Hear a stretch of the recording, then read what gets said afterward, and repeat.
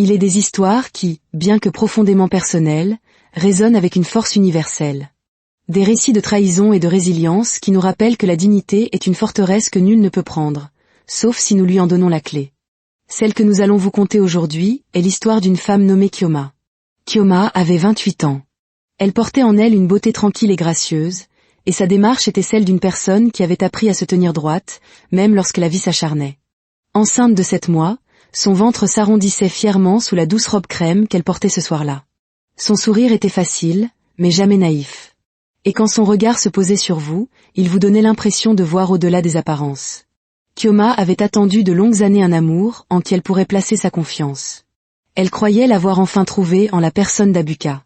Il était intelligent, au verbe facile et à l'allure soignée. Il savait toujours trouver les mots justes et la manière de les dire.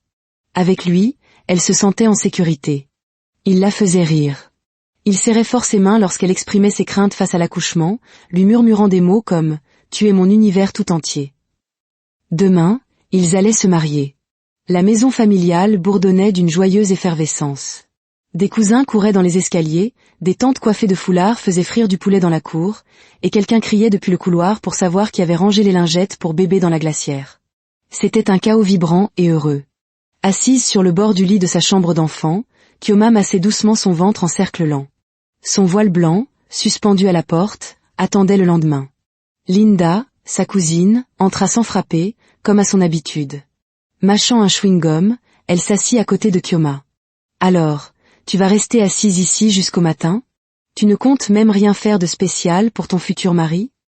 Kyoma la regarda avec un sourire fatigué. « Quel genre de choses spéciales ?» Linda leva les yeux au ciel. « Tu es sur le point d'épouser l'amour de ta vie et tu ne vas même pas lui livrer son cadeau toi-même? Il est à l'hôtel Marari ce soir. Tu pourrais t'y glisser discrètement. Donne-lui cette montre en or que tu as achetée. Écris un mot doux. Ça va le renverser. » Kyoma eut un petit rire. « Linda, je suis épuisée. Mes jambes me font mal, j'ai été debout toute la journée. » Linda se pencha et murmura, « C'est exactement pour ça que ton geste aura encore plus de valeur. Fais-le par amour. » Kyoma hésita. « Tu penses que ce ne sera pas gênant d'arriver à l'improviste ?» Linda se leva, les mains sur les hanches. « C'est ton homme. Votre mariage est demain. Tu portes son enfant. S'il y a bien une personne qui a le droit de frapper à sa porte ce soir, c'est toi. » Kyoma réfléchit un instant, puis se leva. « D'accord, dit-elle. J'irai, mais je ne resterai pas longtemps. » Linda afficha un large sourire. « Parfait. » L'hôtel Marari n'était pas loin. Un bâtiment élégant et silencieux sous le ciel nocturne, baigné de douces lumières jaunes. Kyoma sortit du taxi, un petit sac en papier à la main. À l'intérieur, la montre et une lettre manuscrite. Elle marcha lentement, une main sous son ventre, l'autre portant le sac. À la réception, la femme derrière le comptoir leva les yeux. « Bonsoir », dit doucement Kyoma. « Je cherche monsieur Abuka. Il s'est enregistré plus tôt aujourd'hui. » La réceptionniste tapa quelque chose sur son ordinateur et sourit. « Oui, il est bien arrivé ce soir, mais il n'est pas seul. Ses instructions sont claires, aucune interruption. » Kyoma cligna des yeux. « Il n'est pas seul ? » ?»« Oui, il est venu avec une femme. » Le cœur de Kyoma se serra. « Une femme. » La réceptionniste hocha poliment la tête. Kyoma força un sourire. « D'accord. Merci. » Elle s'écarta et se dirigea lentement vers l'ascenseur. En attendant, elle fixa son propre reflet dans les portes métalliques brillantes. Ses doigts se mirent à trembler. Ses yeux étaient grands ouverts, mais son visage restait impassible. Elle ne voulait pas tirer de conclusion hâtive. Peut-être sa sœur. Une amie. Quelqu'un de l'équipe d'organisation du mariage. Mais alors que les portes s'ouvraient, une voix intérieure lui souffla « Monte ». N'ignore pas ce pressentiment. Elle appuya sur le bouton du 7e étage. Le couloir était silencieux, l'air glacial. Ses pas feutrés sur la moquette rouge. Chambre 708, 710. Elle s'arrêta devant la 712. La porte était fermée, mais des voix filtraient. D'abord étouffées, puis des rires, et enfin un son qu'elle redoutait par-dessus tout. Des gémissements. Sa main couvrit sa bouche avant qu'un cri ne puisse s'échapper. Elle se rapprocha, l'oreille collée au cadre de la porte. C'était la voix d'Abuka. Claire, calme, moqueuse. Kyoma est bien trop émotive ces derniers temps. Elle ne parle que de notre avenir. Je ne l'épouse que pour le bébé. Si elle n'était pas enceinte, je serais déjà partie. Un rire de femme. Tu es d'une cruauté sans nom. Elle croit que c'est de l'amour, reprit-il. Mais elle n'est rien sans ce bébé. Une fois le mariage passé, je contrôlerai tout. Des bruits de baisers, le grincement du lit, puis le silence, suivi d'autres gémissements. Les lèvres de Kyoma tremblaient. Ses yeux s'emplirent de larmes, mais aucune ne coula. D'un geste mécanique, elle sortit son téléphone de son sac. Avec des doigts mal assurés, elle ouvrit l'enregistreur vocal et appuya sur le bouton. Elle n'a pas pleuré. Elle n'a pas crié. Elle est restée là, immobile, le téléphone stable, enregistrant les mots, les sons, la preuve irréfutable de sa trahison. Une nausée violente la saisit, mais elle la contint. L'enregistrement dura près de 6 minutes. Quand il s'arrêta, elle recula lentement, tel un fantôme, continuant de filmer le couloir vide en se dirigeant vers l'ascenseur. Sa main se posa de nouveau sur son ventre. Mais cette fois, ce n'était plus un geste de joie. C'était un geste de protection. Elle protégerait son enfant. De retour dans le taxi, son visage était blême. Le chauffeur lui demanda si tout allait bien. Elle hocha la tête en silence. Elle ne rentra pas directement chez elle. Elle demanda au chauffeur de s'arrêter à une pharmacie, où elle acheta de l'eau, des mouchoirs et une nouvelle carte mémoire.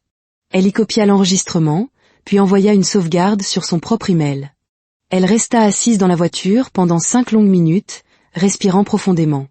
Enfin, elle regarda par la fenêtre et murmura pour elle-même, « Je ne suis pas l'idiote que tu crois, Abuka.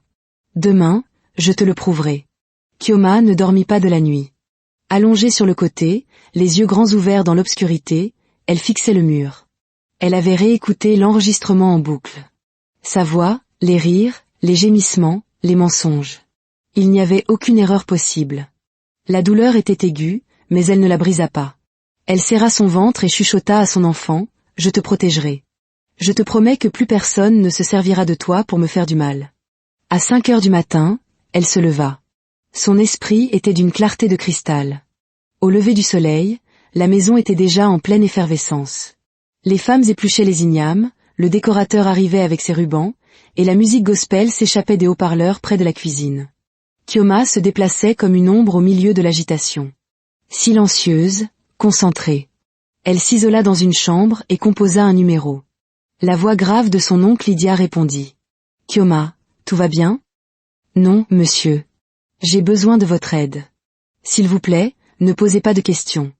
Je vous expliquerai tout plus tard, mais je veux que vous retiriez tous vos investissements de l'entreprise d'Abuka. » Il y eut un silence. « Retirer mes investissements ? Le mariage est demain. » « Je sais. C'est pourquoi je vous le demande maintenant, avant qu'il ne soit trop tard. » « T'a-t-il fait quelque chose ?» La voix de Kyoma se durcit. « Oui, mais je ne peux pas en parler au téléphone. » Un autre silence, puis la voix de son oncle, plus douce, « Je m'en occupe. » « Es-tu en sécurité ? » « Je le suis, maintenant. »« Bien. Je suis fière de toi. » Elle raccrocha et passa le second appel. L'avocat. « Barista, j'ai besoin que vous annuliez la licence de mariage. Je veux qu'elle soit retirée du registre, et ce, de manière irrévocable. » Une pause. « Attendez, quoi ? Kyoma, est-ce à propos d'Abuka ? Êtes-vous certaine ? » « Je n'ai jamais été aussi certaine de ma vie. Je paierai tous les frais supplémentaires. Assurez-vous simplement que cette licence n'ait aucune valeur légale demain. » L'avocat soupira. « Très bien. J'appellerai le bureau du registre avant leur ouverture. S'il vous plaît, faites-le. » Kyoma raccrocha et expira enfin. Elle n'avait pas encore d'alliance au doigt, et elle s'assurerait de ne jamais porter la sienne. Vers 10 heures, Linda entra dans sa chambre avec 2 assiettes de riz jollof. « Bonjour, futur marié. Tu n'as pas dîné, alors je t'ai apporté quelque chose. » Kyoma la dévisagea. Le sourire de Linda était trop large, sa voix trop mielleuse, son regard fuyant. « Merci, » dit Kyoma en prenant l'assiette. Linda s'assit à côté d'elle. « Ça va ? Tu as l'air fatiguée. »« Je n'ai pas pu dormir. »« Oh, c'est juste le trac. Le grand jour, demain. » Kyoma eut un faible sourire. « Oui, le grand jour. J'ai vu ta robe, tu seras une reine. » Linda se mit à rire. « J'espère bien. J'aimerais être à ta place. Abuka est une vraie perle. Beau, riche, loyal. Kyoma tourna lentement la tête. Loyal? Linda se figea, puis éclata d'un rire forcé. Bien sûr. Je veux dire, il t'aime. Kyoma hocha la tête. Dès que sa cousine fut partie, elle verrouilla la porte et se regarda dans le miroir. Demain, je vous montrerai avec qui vous avez joué, murmura-t-elle à son reflet. Plus tard, Abuka appela. Sa voix était douce comme du miel. Chérie, comment vas-tu? J'ai tellement hâte de te voir remonter l'allée demain. Je n'ai même pas pu dormir cette nuit. Kyoma serra les lèvres. Tu n'as pas dormi? Pas vraiment. Je n'arrêtais pas de penser à toi et à notre bébé. Moi aussi, j'ai pensé à nous, répondit-elle d'une voix neutre. Le lendemain matin, le soleil se leva comme si de rien n'était. Assise devant la coiffeuse, Kyoma était d'un calme olympien. Vous êtes si sereine, lui dit la maquilleuse. Son téléphone vibra. Un message de son avocat, licence annulée. Officiellement retirée. Aucun mariage valide ne peut avoir lieu aujourd'hui. Bonne chance. Kyoma sourit. En bas, Abuka, parfait dans son costume couleur vin, saluait les invités. Il ignorait tout du piège qui se refermait. Linda se tenait à ses côtés, rayonnante dans sa robe de demoiselle d'honneur dorée, un sourire triomphant aux lèvres. Elle croyait avoir gagné. Dans sa chambre, Kyoma sortit la carte mémoire et l'inséra dans un petit connecteur audio Bluetooth. Le système de sonorisation de l'église était sans fil. Une fois le micro en main, 30 secondes lui suffiraient. Elle cacha l'appareil dans son bouquet. Toutes les mariées ne portent pas une robe pour marcher vers leur liberté, se dit-elle. Le cortège s'ébranla. Les gens applaudissaient. Les caméras tournaient. Tous pensaient assister à une célébration de l'amour. Kyoma les emmenait à la guerre. L'église était magnifique, décorée de rubans et de fleurs roses et crème.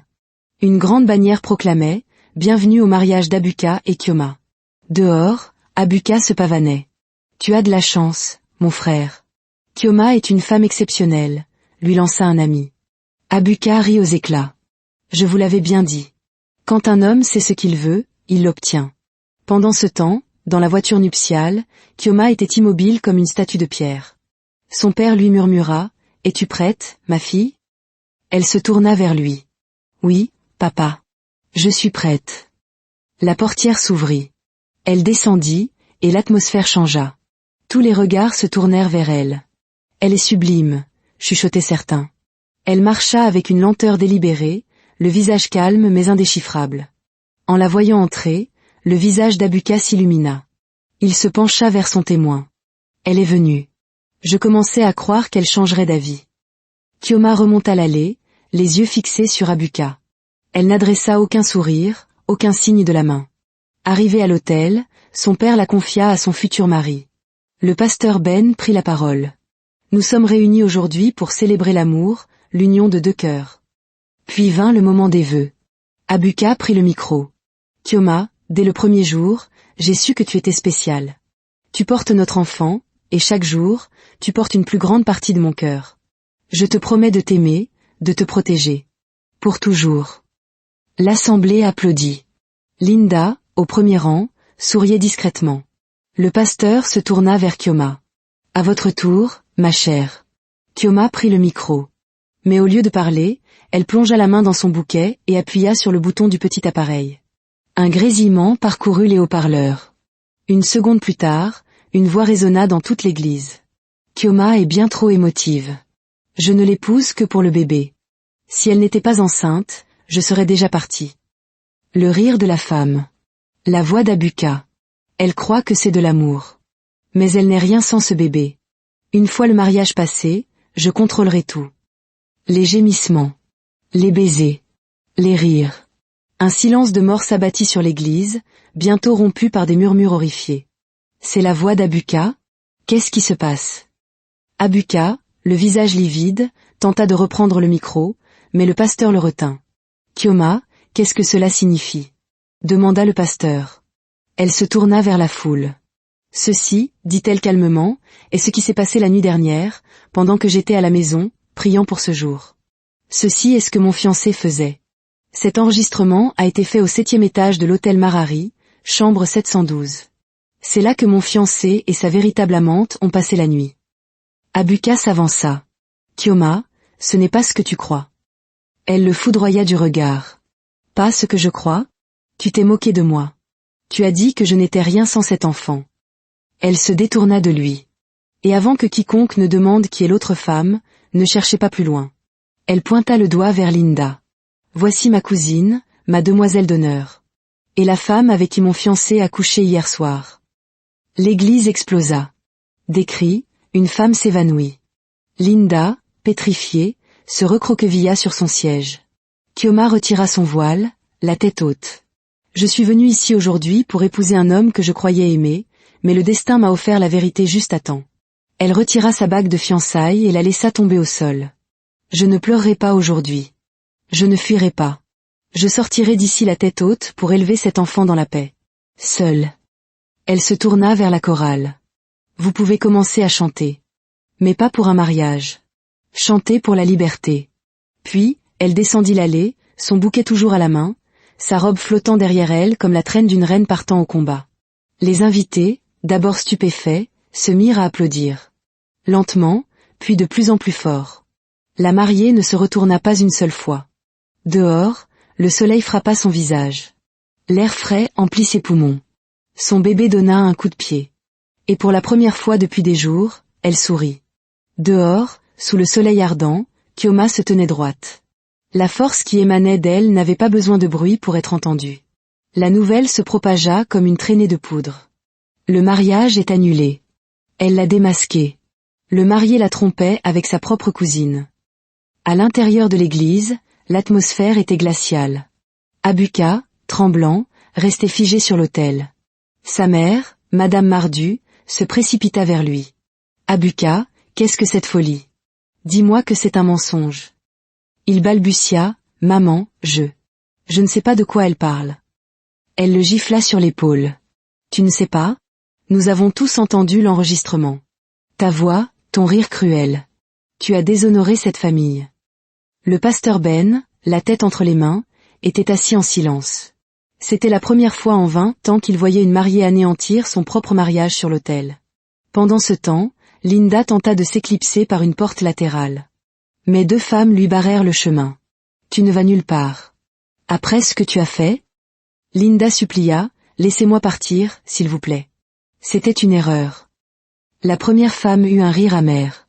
Une erreur qui a duré toute une nuit dans la chambre 712. D'autres personnes l'encerclèrent, la filmant, la conspuant. Il n'y avait aucune issue. Dehors, le père de Kioma la rejoignit. Ma fille, rentrons à la maison. Pas encore, papa. Il reste une dernière chose à faire. Elle retourna vers l'église. La foule s'écarta sur son passage. Elle remonta l'allée une seconde fois. Abuka la vit et s'avança. Kioma, s'il te plaît. Je sais que j'ai eu tort, mais ne partons pas comme ça. On peut arranger les choses. Elle l'ignora et se dirigea vers le pasteur. Monsieur, puis-je parler une dernière fois? Il hocha la tête et lui tendit le micro. Je veux dire quelque chose, pas seulement pour moi, mais pour chaque femme qui a été trahie. Pour chaque femme qui portait l'enfant d'un homme pendant qu'il portait des secrets. Elle se tourna vers Abuka. Je t'ai tout donné. Mon cœur, mon temps, mon corps, et maintenant mon enfant. Et pourtant, tu as ri dans mon dos avec une autre femme. Puis elle regarda Linda, qui avait été forcée de se rasseoir, écrasée par la honte. Le sang devrait protéger, pas trahir. Tu étais ma sœur, et tu savais tout. Elle se tourna une dernière fois vers l'assemblée. Je quitte peut-être cet endroit seul, mais je le quitte entière. Pas brisée, pas honteuse. Je suis toujours une mariée, mais pas celle d'un menteur. Sur ces mots, elle descendit l'allée une dernière fois. Et cette fois, les applaudissements furent unanimes, une vague de soutien et d'admiration. Dehors, les médias étaient arrivés. Un journaliste se précipita. Mademoiselle Kioma, allez-vous toujours épouser monsieur Abuka? Elle le regarda droit dans les yeux. Je suis venue dans une robe de mariée, mais je repars avec mon pouvoir. Plus tard dans la soirée, Kioma était assise sur son lit, pieds nus. Son corps était las, mais ses yeux brillaient d'une nouvelle lueur. Son téléphone sonna. C'était son oncle Lydia. Kioma, mes investissements dans l'entreprise d'Abuka ont été retirés. Ses comptes seront gelés dans 2 jours. Merci, répondit-elle. Il marqua une pause. Je suis fière de toi. Tu as fait ce que la plupart des femmes craignent de faire. Tu t'es levée. Je n'avais pas le choix, dit-elle. Si, répondit-il. Tu avais le choix, et tu t'es choisi toi-même. Les jours suivants, Internet s'enflamma. Hashtag Kioma la courageuse, Dièse chambre 712, hashtag le bombardement d'El Hôtel. La vidéo de son discours était devenue virale. Elle recevait des centaines de messages. L'un d'eux retint particulièrement son attention. Tu ne me connais pas, mais tu m'as sauvé. J'étais dans un mariage abusif, effrayé de partir. Après avoir vu ta vidéo, j'ai fait mes valises. Merci de m'avoir donné le courage. Kioma serra le téléphone contre sa poitrine. Peut-être que c'est pour ça que tout est arrivé, murmura-t-elle. Abuka, lui, assistait à l'effondrement de son monde. Son investisseur principal s'était retiré, ses clients annulaient les contrats, sa réputation était en cendres. Son entreprise, autrefois florissante, était maintenant une coquille vide. Linda avait cessé de répondre à ses appels. Il était seul. De son côté, Kioma recevait un appel de Madame Efenoa, directrice d'un centre pour femmes. Nous aimerions vous inviter à parler à un groupe de jeunes femmes. Elles ont traversé des trahisons, des abus. Elles ont besoin de quelqu'un comme vous. Kioma hésita, puis accepta. Le samedi suivant, devant une assemblée de 25 femmes, elle prit la parole. Je ne suis pas une célébrité. Je suis juste une femme qui a failli donner sa vie à la mauvaise personne. Je portais la robe, j'ai remonté l'allée, mais j'en suis repartie, parce que la paix est plus précieuse qu'un faux mariage. Parfois, la chose la plus forte que vous puissiez faire est de dire non. Ce jour-là, Kioma ne fit pas que parler. Elle guérit une partie d'elle-même qu'elle ne savait pas blesser. Quelques semaines plus tard, Abuka se présenta à sa porte. Il avait l'air plus mince, les yeux ternes. Je suis juste venu te présenter mes excuses en personne. Pas de supplication, pas d'histoire. Juste des excuses. Tu ne méritais rien de tout ça. Kioma le regarda calmement. Merci. Alors qu'il se tournait pour partir, elle ajouta, Abuka. Je t'ai pardonné il y a longtemps. Pas pour toi. Pour moi. Il la regarda, un éclair de gratitude dans ses yeux, puis il partit. Ce fut la dernière fois qu'elle le vit. 2 mois passèrent. Le blog de Kioma, la mariée qui a marché, était devenu une véritable organisation. Avec l'aide de son oncle, elle ouvrit un petit bureau, un espace sûr pour les femmes brisées. Sur le mur, une bannière, vous n'êtes pas faible. Vous vous éloignez de ce qui n'a jamais été à vous.